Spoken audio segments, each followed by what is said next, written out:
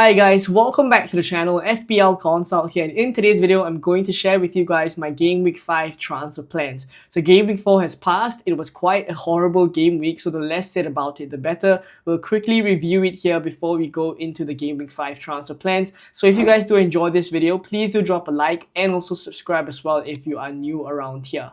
So for Game Week 4, another red arrow, so there's two red arrows in a row now. 250k is where I'm at. And in terms of points scored, only 51 points this week. 6 points for Dunk, 7 points for Smith Rowe, who auto-subbed in for João Pedro, and 26 points for Haaland because of the captaincy, doing the heavy lifting there.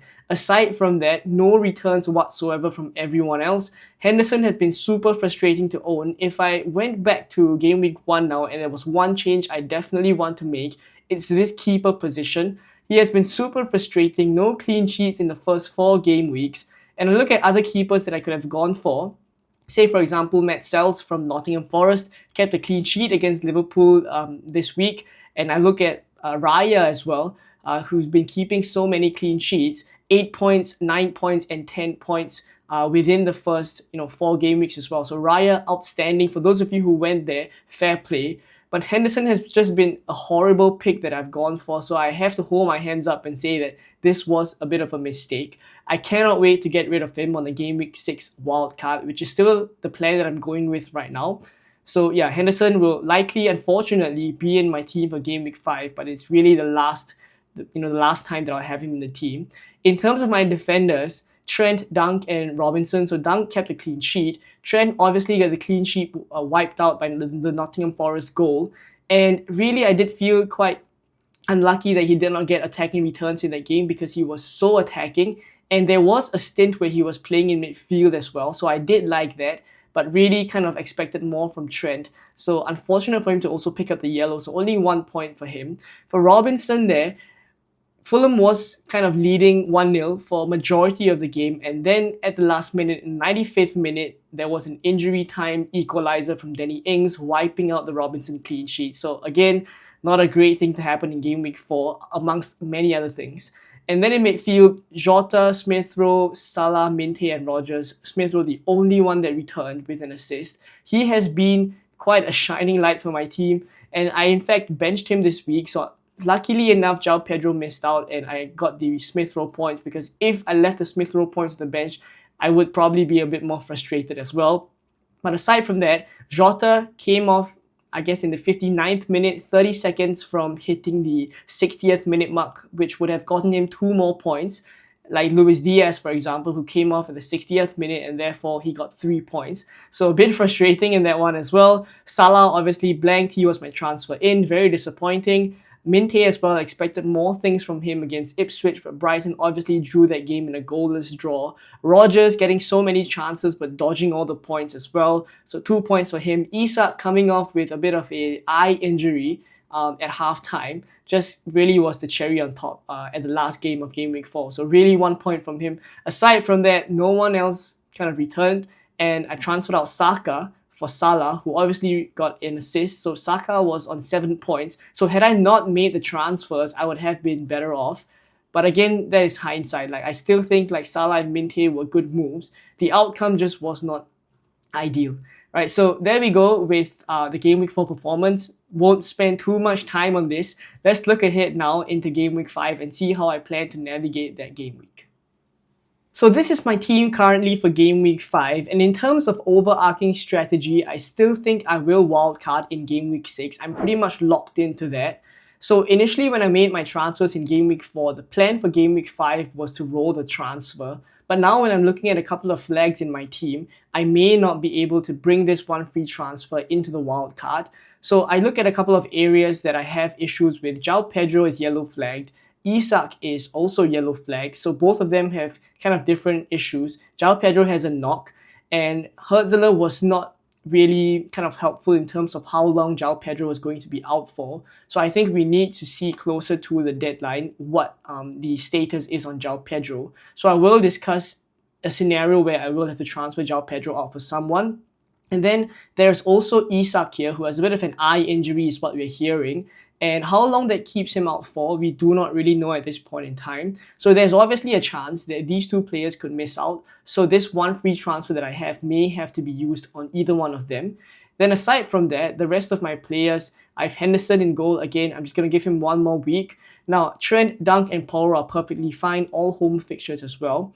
So the midfield is where I think there are also a couple of other issues that I may not be able to deal with just because of the nature that I have yellow flags up front. So Jota, I'm not super happy with his performances of late. He has been quite disappointing. He's not looking as sharp as he was in pre-season, and his returns have really just dwindled down quite a bit. So ideally, if I was in a position where all of my team was fit, I would have actually considered a luxury transfer to take Jota out, for example. But really, unfortunately, I don't have the luxury to do that. So I may have to just stick with Jota for one more week. Salah as well is likely going to be my captain against Bournemouth, so I won't speak too much about him.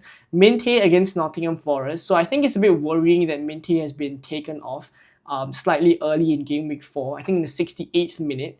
But I think the yellow card has something to do with that as well.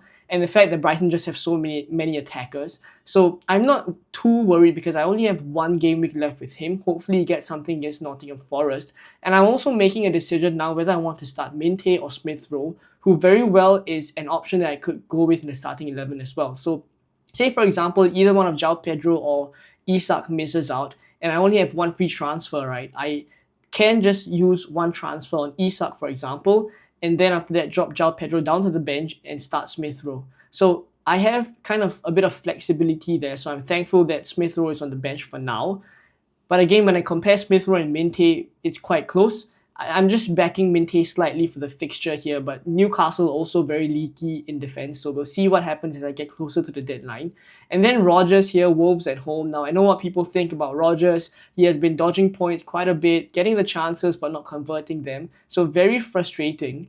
But I still think like he is quite a decent cheap enabler. So I'm not expecting too much. Again, Wolves at home is a decent enough fixture for him in game week 5. Whether or not I have him in the game week 6 wildcard, it still remains to be seen. I haven't confirmed that. But if not, a Haaland up front against Arsenal, I probably still am going to hold him here. I see no reason why I need to transfer him out. So with the kind of team structure here, a 3-4-3, I think there are a couple of ways I can use this one free transfer, but it's going to largely depend on whether the Isak and João Pedro yellow flags are going to turn into red flags because they're going to miss out. So I do think like I will have a couple of options. Let's take a look at the transfer tinkering tool to discuss what I plan to do in each of the different scenarios. So for game week 5, this is my team on a Fantasy Football Hub transfer planner, exactly as shown in the graphic just now. I haven't made any transfers, so I have one free transfer and 0.7 million in the bank, and I'll walk you through a couple of different scenarios that I've considered for my team. So I have João Pedro and Isak as yellow flags up front, as I've mentioned. So a lot of my decisions again will be focused on whether they are fit. So say for example, João Pedro is fit and Isak isn't. Then I think what I plan to do is Isak up to Watkins. I like the fact that Watkins has started to pick up in form. Even from game week 1 onwards, he was getting the chances. It was more a question of whether he could convert the chances. So he did so in game week 4, and I feel like that would act as a bit of a springboard for him to get his season going. So against Wolves at home, as a bit of a 1-week punt, I don't mind Ollie Watkins for Isak. So that's for the scenario where João Pedro is fit and Isak isn't. Say for example the flip side where João Pedro isn't fit and Isak is fit. Then I would keep Isak and start him. I would then do João Pedro to Calvert-Lewin, which is also a very decent 1-week punt because I like the fact that he has Leicester away in game week 5. Attackingly, Everton have been decent. They've scored 2 goals in each of their last 2 matches.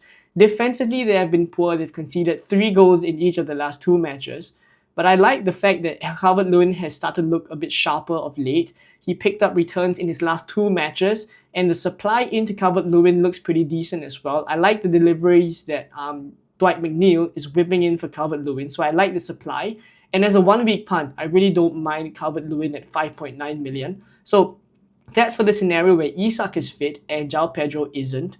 Now, say for example, both of them are fine, which is completely possible as well because what we're hearing is that it's not very serious injuries. So if we get news that both of them are fine to start, I would likely just go with João Pedro, Haaland, and Isak as my front three. And my decision would then be whether to start Smith Rowe or start Minte.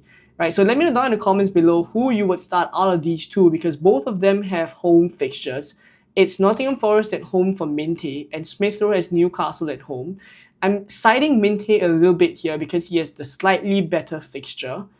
But Newcastle are also very leaky, and Smith Rowe, out of the two, I would say is looking slightly sharper. So I think there's a chance that I could just flip this around and start Smith Rowe instead of Minte by the time the deadline comes around. But I'd be keen to know what you guys think. Now, for the last scenario that I haven't covered, which is I think pretty unlikely, but it is also a possibility, that João Pedro and Isak are both not fit for game week 5, and their yellow flags turn into red flags, and the managers come out to say that they're gonna miss out. Then what I probably do is I'll pick one between the two moves that I just discussed, and I'll probably prefer the Watkins move because I think that has a bit of a higher upside as compared to bringing Calvert-Lewin in against Leicester. So I would prefer to make this Watkins move in that scenario. And then João Pedro, because he's not fit, I would drop him down to the bench and then start Smith Rowe, so I don't have to make a decision whether to start Smith Rowe or Minte. So those are the kind of 4 different scenarios that I've considered. Let me know what you guys think of my transfer plans, but I think it is largely going to be catered towards the kind of game week 6 wildcarders as well, where you are kind of looking for 1 week plans similar to me. But if not, if you are looking for kind of picks that are better for the longer run, I think Calvert-Lewin is still a decent option for the long run if you're okay to go with him. And Watkins as well, Wolves in game week 5, Ipswich in game week 6, Manchester United in game week 7. I don't mind the fact that Aston Villa are still pretty high up the fixture ticker for the next 6 to 8 game weeks. So if you're not on a wild card, not on a game week 6 wild card, I still think like Watkins and Calvert-Lewin could act as decent transfers in. But if not, drop your transfer dilemmas in the comments down below. I'd be keen to know where you guys are looking at for game week 5 transfers. But if not, I hope you guys found this video useful. If you did, please do drop a like. Please do subscribe as well. And I will catch you guys in more game week 5 content coming very soon. Bye bye.